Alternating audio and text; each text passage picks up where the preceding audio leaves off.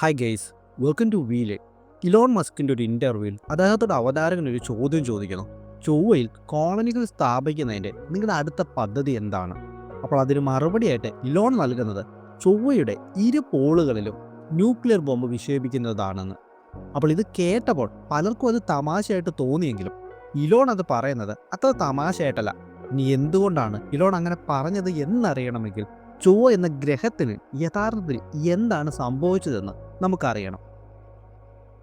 നമ്മുടെ സൂര്യൻ്റെ ഹാബിറ്റബിൾ സോണിൽ വരുന്ന രണ്ട് ഗ്രഹങ്ങളാണ് ഭൂമിയും അതുപോലെ തന്നെ ചൊവ്വ ഗ്രഹവും. അപ്പോൾ എന്താണ് ഒരു ഹാബിറ്റബിൾ സോൺ എന്നാൽ?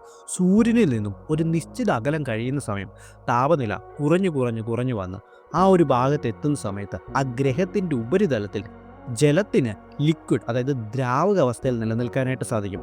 അത് ഇവാപ്രേറ്റ് ചെയ്ത് നീരാവിയായിട്ടും ആയിരിക്കില്ല നിലനിൽക്കുന്നത്, അതുപോലെ തന്നെ തണുത്തുറഞ്ഞ് ഐസ് പാളികളായിട്ടും ആയിരിക്കില്ല അവിടെ നിലനിൽക്കുന്നത്. കോടിക്കണക്കിന് വർഷങ്ങൾക്ക് മുമ്പ് ചൊവ്വയുടെ ഉപരിതലവും നമ്മുടെ ഭൂമിയുടെ തന്നെ സമാനമായിരുന്നു. കാറ്റും കോളും മഴയും ഇടിമിന്നലും നദി പുഴയും എല്ലാം ഉണ്ടായിരുന്നു. പിന്നീട് കാലം കുറെ കഴിഞ്ഞ സമയം ഭൂമിയിൽ നിന്ന് ജീവൻ നിലനിൽക്കാനുള്ള പ്രധാന കാരണങ്ങളിലൊന്ന് ഭൂമിയുടെ കാന്തിക വലയമാണ്. ചൊവ്വയ്ക്കും ഭൂമിയുടെ തന്നെ സമാനമായ കാന്തിക വലയങ്ങൾ ഉണ്ടായിരുന്നു. ഗ്രഹങ്ങളിൽ കാന്തിക വലയങ്ങൾ ഉണ്ടാകുന്നതിനുള്ള കാരണം ഗ്രഹങ്ങളുടെ ഏറ്റവും ഉള്ളിലായി ഖരാവസ്ഥയിലുള്ള സോളിഡ് കോറും അതിനെ ചുറ്റിക്കൊണ്ട് ഉരുകിയ അവസ്ഥയിലുള്ള ഇന്നർ കോറും കാണപ്പെടുന്നുണ്ട്. അങ്ങനെയുള്ള ഈ ഇന്നർ കോറ് പ്രധാനമായും നിർമ്മിക്കപ്പെട്ടിരിക്കുന്നത് അയണും നിക്കലും കൊണ്ടാണ്. ഇവ ചലിക്കുന്ന സമയം ഡൈനാമോ എഫക്റ്റിന്റെ ഫലമായി ഔട്ടർ കോറിൽ ഒരു ഇലക്ട്രിക് കറണ്ട് രൂപപ്പെടുന്നുണ്ട്. ഈ ഇലക്ട്രിക് കറണ്ട് ഭൂമിക്ക് അതിശക്തമായ കാന്തിക വലയങ്ങളാണ് നൽകുന്നത്. ചൊവ്വയ്ക്കും ഇതിന് സമാനമായ കാന്തിക വലയങ്ങൾ ഉണ്ടായിരുന്നു. എന്നാൽ താരതമ്യേന ചെറിയ ഗ്രഹമായതിനാൽ തന്നെ അനേകം കോടിക്കണക്കിന് വർഷങ്ങൾക്ക് മുമ്പ് ചൊവ്വയുടെ കോറ് തണുത്തുറഞ്ഞു പോവുകയും ചൊവ്വയുടെ കാന്തിക വലയങ്ങൾ അതിന് നഷ്ടമാകുകയും ചെയ്തു.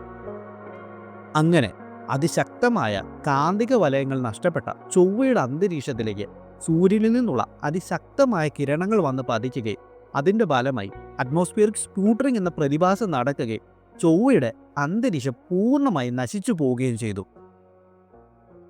അങ്ങനെ വേണ്ടത്ര അന്തരീക്ഷ മർദ്ദമില്ലാതിരുന്നതിനാൽ തന്നെ പല രീതികളിൽ ചൊവ്വയുടെ ജലം നഷ്ടപ്പെട്ടു പോവുകയുണ്ടായി. സോളാർ വിൻഡ് സ്ട്രിപ്പിംഗ് വഴിയും ജീൻസ് എസ്കേപ്പും ഫോട്ടോ ഡിസോസിയേഷനും വഴിയെല്ലാം. ഇവിടെ ഇലോൺ മസ്ക് ചൊവ്വയുടെ ധ്രുവങ്ങളിൽ ന്യൂക്ലിയർ വെപ്പൺ ഉപയോഗിക്കുവാനുള്ള കാരണം ചൊവ്വയുടെ ധ്രുവങ്ങളിലുള്ള ഐസ് പാളികളിൽ ഒരു ന്യൂക്ലിയർ വെപ്പൺ ഉപയോഗിക്കുന്ന സമയം കൂടുതൽ കാർബൺ ഡൈ ഓക്സൈഡ് എമിഷൻ നടക്കുകയും വാട്ടർ വേപ്പർ അന്തരീക്ഷത്തിലേക്ക് എത്തുകയും ചെയ്യും.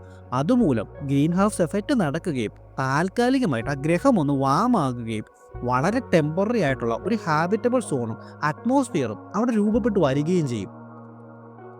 പക്ഷെ അങ്ങനെ ചെയ്തു കഴിഞ്ഞാലും ചൊവ്വയ്ക്ക് അതിൻ്റെ കാന്തിക വലയങ്ങൾ ഇല്ലാത്തതിനാൽ തന്നെ ഈ ഉണ്ടായി വരുന്ന അന്തരീക്ഷത്തിനും അറ്റ്മോസ്ഫിയറിക് സ്കൂട്ടറിംഗ് എന്ന പ്രതിഭാസം നടക്കുകയും ഈ അന്തരീക്ഷം നഷ്ടപ്പെട്ടു പോവുകയും വീണ്ടും ആ ഗ്രഹം പഴയ അവസ്ഥയിലേക്കായി മാറുകയും ചെയ്യും. അങ്ങനെ ഈ ഒരു പ്രശ്നത്തിനുള്ള പരിഹാരമായിട്ട് നാസ പല ആശയങ്ങളും മുന്നോട്ട് വെക്കുന്നുണ്ടെങ്കിലും അത് എത്രമാത്രം പ്രായോഗികമാണെന്നുള്ളത് അറിയില്ല. അതായത് ഉദാഹരണത്തിന് ചൊവ്വയ്ക്കും സൂര്യനും ഇടയിൽ വരുന്ന L1 ലാഗ്രാഞ്ച് പോയിന്റിൽ അതിശക്തമായിട്ടൊരു മാഗ്നറ്റ് വെക്കുക, അതുപോലെ തന്നെ തണുത്തുറഞ്ഞു പോയ ചൊവ്വയുടെ കോറിനെ റീസ്റ്റാർട്ട് ചെയ്യുക, ഇങ്ങനെയുള്ള പല ഐഡിയകളും ആശയങ്ങളും ഒക്കെ മുന്നോട്ട് വെക്കുന്നുണ്ട്. അത് എത്രമാത്രം പ്രായോഗികമാണ് എന്നുള്ളത് നമുക്ക് മുന്നോട്ട് പോകുന്ന സമയത്ത് കാത്തിരുന്ന് കാണാം. പക്ഷെ എന്നിരുന്നാലും താൽക്കാലികമായി ചൊവ്വയുടെ ധ്രുവങ്ങളിൽ ന്യൂക്ലിയർ വെപ്പൺ ഉപയോഗിക്കുന്ന സമയം താൽക്കാലികമായി അവിടെ ഒരു അന്തരീക്ഷം ക്രിയേറ്റ് ചെയ്യപ്പെടുകയും വളരെ കുറച്ചു കാലത്തേക്കെങ്കിലും മനുഷ്യൻ അവിടെ താമസിക്കാനുള്ള സാഹചര്യം രൂപമായിട്ട് വരികയും ചെയ്യുന്നതാണ്. അപ്പോൾ ഓക്കെ, ഞാൻ ഈ വീഡിയോ കൺക്ലൂഡ് ചെയ്യുകയാണ്. അപ്പോൾ അതിനു മുമ്പ് നമ്മുടെ വളരെ ചെറിയൊരു ചാനലാണ്. നിങ്ങളുടെയൊക്കെ സപ്പോർട്ട് ഉണ്ടെങ്കിൽ മാത്രമേ നമുക്ക് മുന്നോട്ട് പോകാനായിട്ട് സാധിക്കുകയുള്ളൂ.